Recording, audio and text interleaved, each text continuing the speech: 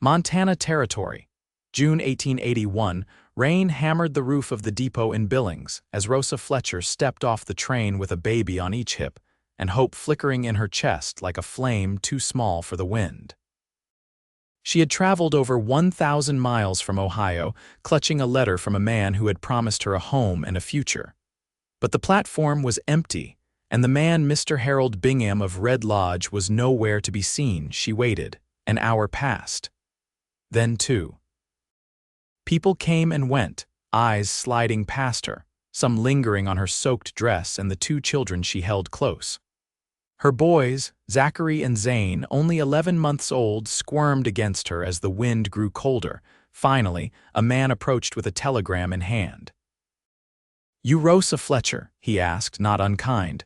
"I am." He handed the folded paper to her. She opened it with fingers stiff from cold. "Regret to inform you I cannot marry a woman with children. Find other arrangements." H. Bingham, her knees buckled, but she stayed standing. She would not fall. Not in front of strangers. The man touched the brim of his hat, apologetic, then turned away. Rosa stood there alone, holding her sons, her travel money gone, her promised future ripped away with one line of ink. She was still there when the last of the daylight faded. "Ma'am," the voice was rough like gravel under boot. She turned around. A man in a worn, oilskin coat stood behind her, tall and broad, a rifle slung across his back. His beard was short and neat, his dark hair damp from the rain. He looked to be in his late 20s, maybe 30, and his eyes, gray like smoke, were steady on hers. "I saw you get off the train hours ago," he said. "You still waiting on someone?" "No," Rosa said, her voice barely above a whisper. "He is not coming." He looked at the twins in her arms. One of them let out a tired cry. "You got somewhere to go," she shook her head. "No family left, no money either." There was a pause. Then the man took off his hat. "Name is Gideon Zellar. I got a ranch out past the river." She stared at him, unsure of what he was offering. "I am not looking for charity," she said. "I am not offering it," he replied. "I am offering a way out of the rain and maybe a bed that is not made of wood." She hesitated, then looked down at her sons. Their cheeks were red from the cold. "All right," she said quietly. "Thank you." He nodded once, then took the heavier suitcase from her hand. The wagon creaked along the muddy road as they rode into the hills beyond town. Rosa kept the boys wrapped close, watching the man beside her from the corner of her eye. "Why did you help me?" she asked. Gideon kept his eyes on the road ahead. Because no woman with two babies should be left holding a broken promise in the rain. They arrived at the ranch close to midnight. The house was simple but solid, tucked against a line of pines. Inside, the fire still held a bit of heat. Gideon lit lamps, set out a blanket by the hearth, and brought in warm milk for the children. She fed the boys while he laid out clean bedding for her on the sofa. "You can have the bed," he said. "No, I will not take your. I sleep in the barn most nights anyhow." "Too used to the animals." Rosa looked up at him. He was already grabbing a coat and heading for the door. "Thank you," she said again. He paused. "You are safe here, Rosa, you and the boys." Then he stepped out into the dark. The next morning, Rosa woke to the smell of biscuits and bacon. She found Gideon in the kitchen, sleeves rolled up, frying pan in hand. He glanced at her and nodded toward the table. "Eat. You look like you have not in days." She sat, the boys dozing in a basket beside her. She ate quietly, watching him move around the kitchen like it was second nature. "Do you live here alone?" she asked. "Been that way since my brother died 2 winters back. Just me and the land now." She hesitated, then asked, "Why are you not married?" He looked out the window, then said, "I have not found someone worth dragging into this life. It is hard and quiet, and not many folks like quiet." She thought about that as she fed Zane some soft biscuit. Later that afternoon, Rosa was out by the barn with the boys when Gideon rode back in from checking fence lines. He dismounted and walked over, glancing down at the twins in their basket. "They look happy. They are good boys, they just were not wanted." "I do not believe that," he said, his voice low. "I think they just have not been in the right hands yet." She looked up at him. He met her eyes. "I have been thinking." "About what?" He took off his hat, held it in his hands. I have a ranch, you need a home. I am not a fancy man, but I do not drink and I do not lie. If you marry me, Rosa, I will raise those boys like they are mine. I will treat you with respect. You will not be alone again, her heart galloped in her chest. You would marry me, even with the boys. I would be honored to. She looked down at her sons, then back at him. Yes, she said softly. I will. The wedding was quiet. Just them, the preacher from town, and the sound of wind in the cottonwoods. When he placed the ring on her finger, his hands were steady. Hers trembled, but not from fear. Afterward they rode home together, the twins nestled between them. That night, in the soft light of the fire, Rosa watched Gideon carry Zachary up to bed, his big hand supporting the boys back like he had held children 100 times. When he came back down, she was still sitting by the hearth, fingers running over the ring on her hand. I did not think anyone would ever want me again, she said quietly. He knelt beside her. Then he was a fool. She looked at him, eyes shining. Gideon reached up and touched her cheek, the gesture slow, careful. You belong here, Rosa, you and the boys. She leaned into his touch. I am starting to believe that. He kissed her then, soft, real and certain, and she knew she had finally come home. The first frost came early that year, dusting the pasture edges in white as if the earth had exhaled during the night and let its breath settle on everything. Rosa stepped out onto the porch just after sunrise, wrapped in one of Gideon's old flannel shirts, sleeves rolled twice to her elbows. The twins were still asleep in the cradle Gideon had built in the corner room, the one that faced east and caught the light before any other. She watched him working near the barn, setting a new gate into the corral. He moved with quiet purpose, the kind that came from doing something 100 times and still caring that it was done right. When he noticed her, he gave a small nod and returned to hammering the hinges into place. She came down the steps and walked across the brittle grass. That gate giving you trouble? She asked. He looked up briefly. Not anymore, just needed another hand to hold it steady while I said it. She stepped closer. Then say so next time. I got 2 good hands. He smiled with half his mouth and handed her the frame. All right then, hold here. They braced the wood together, and as he drove the final nails, she held her ground, feeling the weight of the gate shift as it settled into place. When he stepped back to inspect their work, she stayed where she was, fingertips still on the raw edge of the pine. I've been thinking about planting a garden, she said. Come spring. He glanced at her hands. You know anything about soil out here? No, she admitted. But I know how to try. He looked toward the slope behind the house. That patch near the windbreak might hold, gets enough sun. I'll start clearing it when the frost lifts, he nodded. I'll help you dig the beds. Come thaw.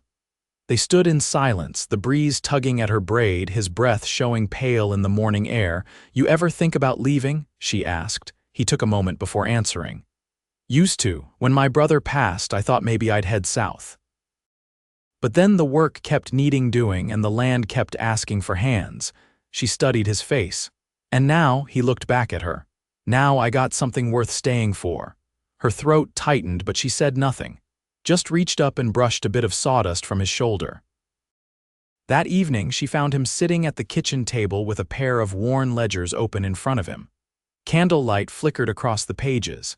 He was frowning at a column of numbers, a pencil tucked behind his ear.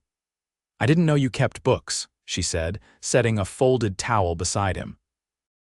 He tapped the page. Not much of a choice. Feed don't buy itself. Let me help, she offered.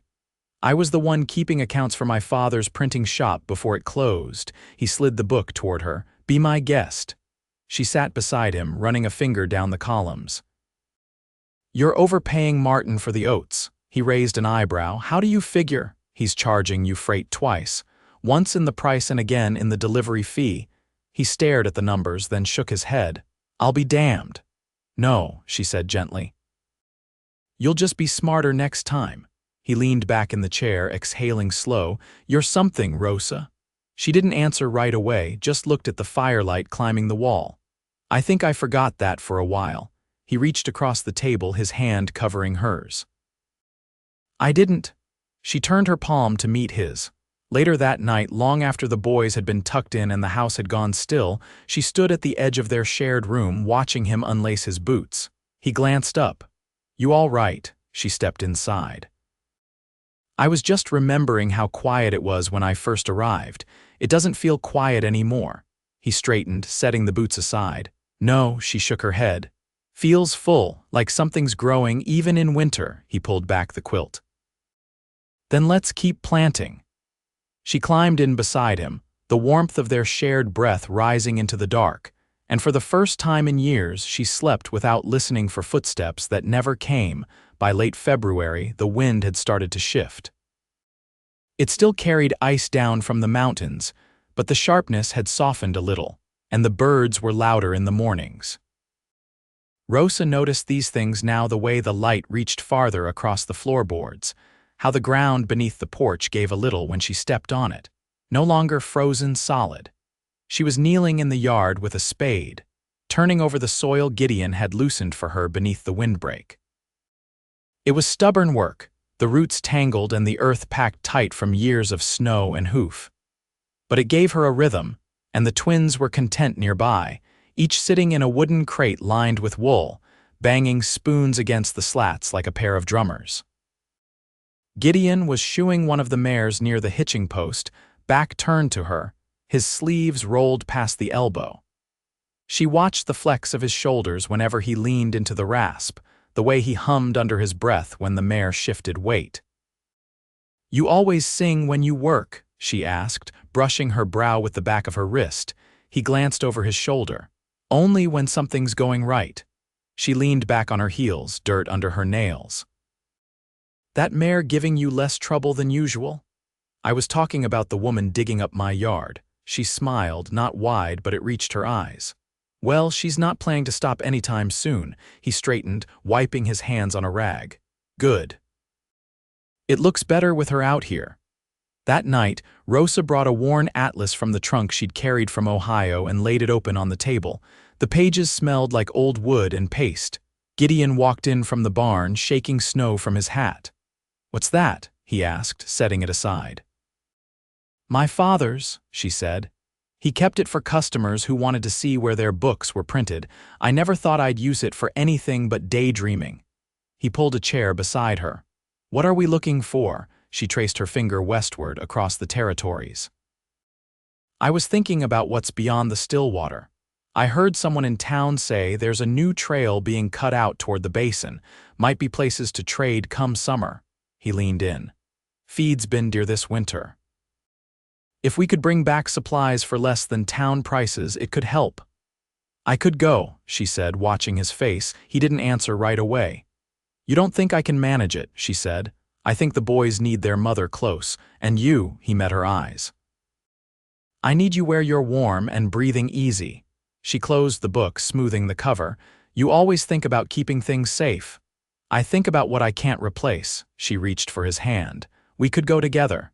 His thumb brushed over her knuckles. "We'll see what the thaw brings." March brought damp mornings and a calving that kept Gideon out past dark 3 nights in a row. On the 3rd evening, Rosa took a lantern to the barn, her boots soaking through the hem of her skirt.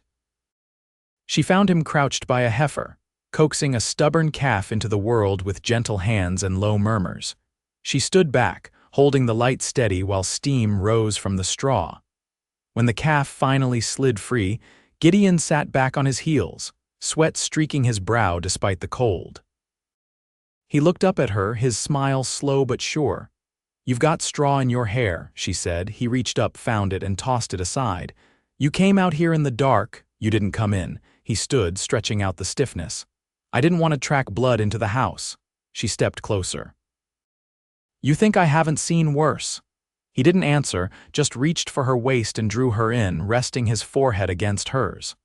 "I keep waiting for this to feel like it's too good," he said quietly. She closed her eyes. "It's not." Later, while the calf nursed in a corner and the lantern burned low, they sat on a bale of hay with Rosa's head resting on his shoulder, and the hush of the barn wrapped around them like a blanket. "What would you have done?" she asked. "If I hadn't been standing there that night at the depot?" He didn't speak right away. Probably kept walking, he said, but I'd have thought about you, every time it rained. She turned her face toward his chest, listening to the even beat under his shirt. I would have waited, she said. Even if I didn't know it was you I was waiting for, he pressed a kiss to her temple. You won't ever need to wait again. Outside, sleet tapped gently on the roof, and inside, the fire in the stove back at the house waited for them, steady and warm. By mid-April, the snow was gone from the lower hills, and the fields wore a faint green haze, like the land itself was beginning to remember how to breathe again. The soil in Rosa's garden beds had darkened with the season's first rain, and tiny shoots of peas pushed upward with quiet insistence. She kept her hands busy there most mornings, the twins playing in a patch of sun nearby, their voices carrying over the fence like birdsong. Gideon had started building a smokehouse beside the woodpile, intent on preserving more meat for the coming winter. He worked without hurry, but with a kind of quiet force that Rosa had learned to recognize he was making something meant to last. That afternoon, she brought him a tin cup of coffee and leaned against the doorframe of the lean-to while he notched a beam with the drawknife. I had a letter today, she said. He looked up, wiping his brow with the back of his arm. From who? My cousin Corinne. She's back in Chillicothe keeping house for her aunt. She heard I married and thought it might be a lie. Rosa paused, then added, she said I was always too quick to believe in people. Gideon set the knife aside and took the coffee from her hand. You think she's right? He asked. I used to. But I don't anymore. He took a sip, then handed it back. You want to write her and tell her she's wrong? I already did. I told her I married a man who listens more than he talks and builds things stronger than they need to be. He gave a small nod and picked up the chisel again. Then she'll know you're telling the truth. Later, while Rosa hung linens on the line behind the house, a wagon creaked up the trail from the west. She shaded her eyes, watching the driver approach. It was a peddler she hadn't seen before, a lean man with a crooked jaw and a hat too large for his narrow head. He pulled up near the porch with a practiced tug on the reins. Afternoon, ma'am, he called. Looking to trade, Gideon came out from the barn, wiping his hands on a rag. Rosa stepped aside while the man climbed down and began unlatching the side of the wagon, revealing bolts of calico, spools of thread, and a row of tin goods. Got a kettle that won't scorch and a comb that won't break, he said. And a few things for little ones if you're needing. Rosa glanced at the twins, who were both watching with wide eyes from the porch steps. We could use a better kettle, she said. Gideon ran a hand along the wagon's frame. Where you coming from? Columbus, the man said. Been working my way up through Dakota lands, then east through the territory. Next stop's Livingston. Long road for small wares, Gideon said. Pays better than cattle these days, the man replied, then looked at Rosa. You from back east, she nodded. Hard to travel this far with little ones, he said. Gideon stepped forward. She's not alone. The man held up both hands. Didn't mean offense, just saying, you're doing fine, ma'am, real fine. Rosa exchanged a glance with Gideon, then picked out a kettle and a tin of buttons. Gideon handed over a few coins, and the peddler tipped his hat before climbing back aboard. As the wagon rolled off, Rosa turned to Gideon. Folks always think I need defending, she said. He looked at her, the corners of his eyes creased. You don't. But I'll do it anyway. That night, after the boys were down and the windows latched against the rising wind, Rosa sat at the table mending the seam of one of Gideon's shirts. He was cleaning his rifle by the fire, the metal parts laid out with deliberate care. You ever think about hiring someone? She asked. For what? To help with the stock. If the ranch grows, you'll need more than 2 hands. He looked over. You offering? I'm already working more than you expected. That's true. He set the cloth aside and came to stand behind her, his hand resting lightly on her shoulder. But I'd rather build slow than bring someone in who doesn't know how to stay. She looked up at him. You think people don't stay? They don't, usually. Not when it gets hard. She reached up, her fingers curling around his wrist. You married someone who already knows what hard is. He didn't speak, just bent down and kissed the top of her head. When the fire burned low and the lamp flickered against the walls, they stood in the kitchen, her head against his chest, listening to the wind move through the trees. There were no promises spoken, no grand declarations. Just the sound of two steady hearts and the quiet understanding that nothing was missing anymore. The thaw held through the last of April, and with it came the creaking of sap in the trees and the slow shift of the land surrendering winter's grip. Rosa held a hoe in one hand and a cloth in the other, wiping sweat from her brow as she shaped rows in the garden Gideon had fenced for her by the cottonwoods. The twins played in the shade of the rain barrel, stacking small stones with singular focus. Gideon returned from the far pasture close to dusk, his shirt damp from riding fence and his left forearm scraped where a nail had caught skin.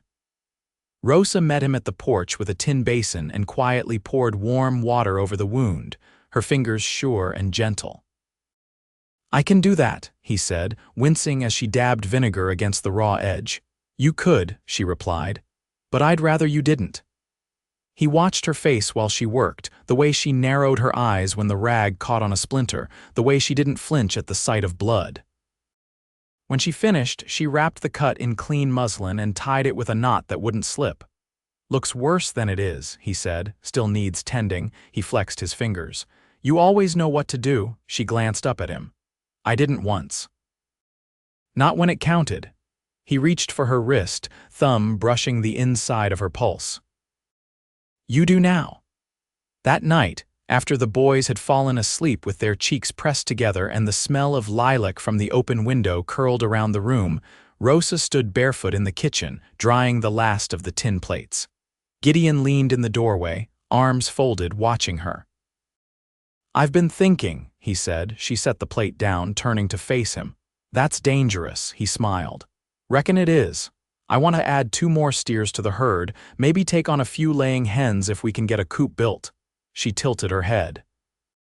"That sounds like a man planning for the future." "I am." She stepped toward him, drying cloth still in her hand. "I thought you were content to let the place stay as it was." "I was. But now there's more to carry forward. I want this land to hold something longer than just my name." She looked at him a long moment. "Then we'll build it together." In early May, they took the wagon into town with the boys bundled between them and half a sack of barley to trade. The general store had new calico, and Rosa picked out a length of blue fabric with tiny white flowers. Gideon didn't ask what it was for. He just paid and helped her fold it into the crate beside the eggs. Outside, while he loaded feed into the wagon bed, Rosa paused when she saw a woman step out of the dressmaker's, the same woman who had watched her in silence the day she arrived off the train. Their eyes met across the street. Rosa didn't flinch. The woman looked away first. Gideon noticed her stillness when he came around the side. "You all right?" She nodded, then looked up at him.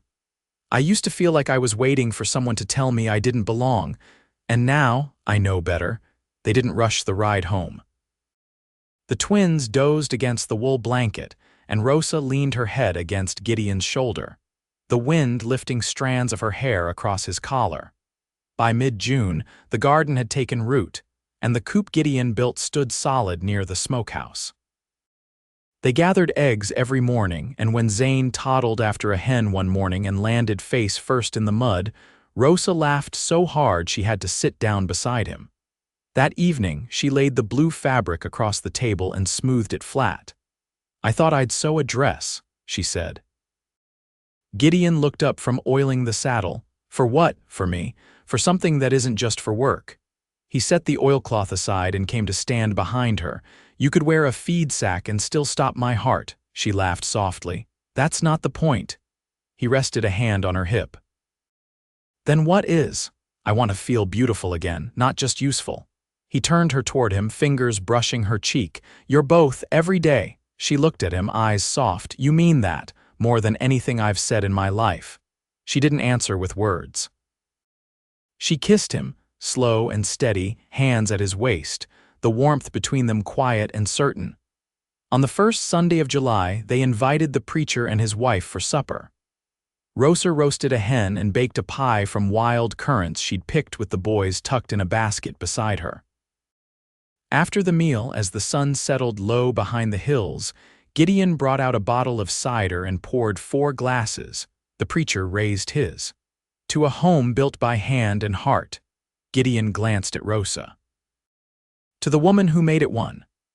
That night, after the guests rode off and the boys slept soundly beneath quilts Rosa had patched herself, she stood at the window and watched the lantern Gideon carried as he checked the gate one final time before turning in. The fireflies blinked across the grass, and the wind carried the smell of sage and earth.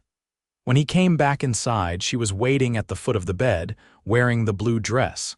He stopped in the doorway. She didn't speak. He crossed the room, cupped her face in both hands, and kissed her like the world had narrowed down to just that moment. And for them, it had years passed. They added a second room to the house and built a small barn for the horses. The twins grew straight and strong, their laughter echoing off the hills. Rosa taught them to read by lamplight, and Gideon showed them how to listen to the land. One August evening, after the boys had gone off to bed and the crickets sang from the creek bed, Rosa and Gideon sat on the porch swing he'd built with his own hands. Her head rested on his shoulder and his arm circled her waist. "You remember the first night I came here?" she asked. "I remember you standing in the rain, holding both boys and not backing down. I didn't know where I belonged." He kissed her hair. "You do now," she nodded. "Right here," and she never left.